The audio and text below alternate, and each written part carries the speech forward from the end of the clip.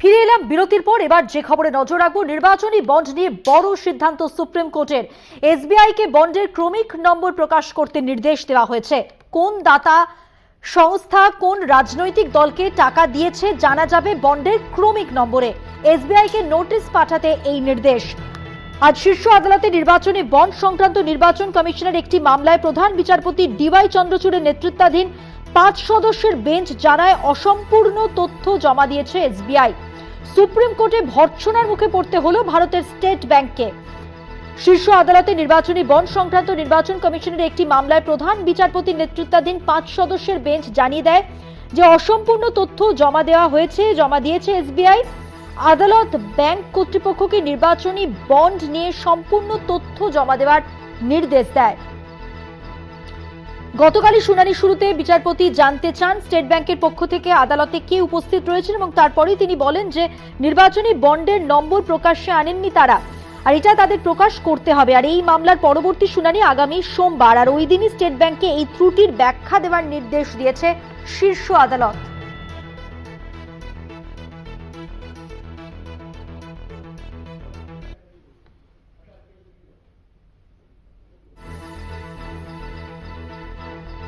Supreme কোর্টে ভর্ৎসনার মুখে পড়তে হয়েছে স্টেট ব্যাংককে।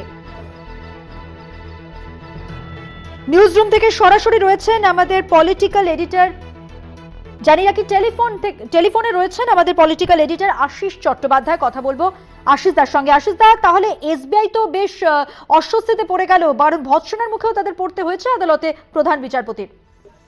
দেখো, এটা বারবার ঘটছে এবং এ থেকে বোঝা যাচ্ছে যে কোনো শাক দিয়ে মাছ ঢাকার একটা পদ্ধতি অনুসরণ করার চেষ্টা করছে স্টেট ব্যাংক। আমাদের মনে পড়বে যে এর আগে যখন স্টেট ব্যাংককে তথ্য প্রকাশ করার কথা বলা হয়েছিল, তারা চুপচাপ থেকে যেদিন শেষ দিন প্রকাশ করার তার ঠিক দুদিন আগে গিয়ে বলেছিল যে আমরা 30 জুন পর্যন্ত সময় চাই, তাদের ভোট পার করে যাওয়া পর্যন্ত সময় চাই। পরে স্টেট ব্যাংকে সুপ্রিম কোর্ট নির্দেশ দেয় তা হবে না, তোমাকে তথ্য অবিলম্বে প্রকাশ করতে হবে। তখন তারা তথ্য দেয়, কিন্তু তথ্যটা এমন ভাবে দেয় যে কোন কর্পোরেট সংস্থা কাকে চাঁদা দিয়েছে সেটা এ থেকে বের করা প্রায় অসম্ভব। এর কারণ হচ্ছে যে বন্ডগুলোর কে কিনেছে, কর্পোরেট সংস্থার নাম এবং কত টাকা সেই বন্ডের মাধ্যমে কর্পোরেট সংস্থা চাঁদা দিয়েছে সেটা রয়েছে, কিন্তু বন্ডগুলোর কোনো সিরিয়াল নাম্বার নেই। তার ফলে সিরিয়াল নাম্বার না থাকার ফলে কোন নির্দিষ্ট বন্ডটি কোন নির্দিষ্ট পলিটিক্যাল পার্টি পেল সেটা বোঝার উপায় নেই। সুপ্রিম কোর্ট কিন্তু সিরিয়াল নাম্বার সহ প্রকাশ করার নির্দেশ দিয়েছিল।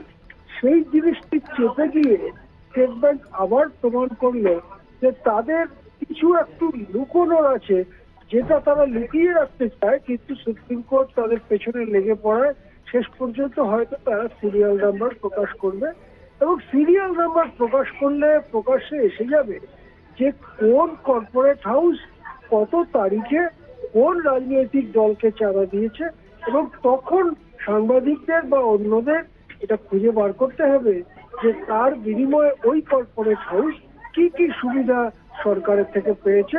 এটা কেন্দ্রীয় সরকার বা যে কোনো রাজ্য সরকার সকলের ক্ষেত্রেই প্রযোজ্য।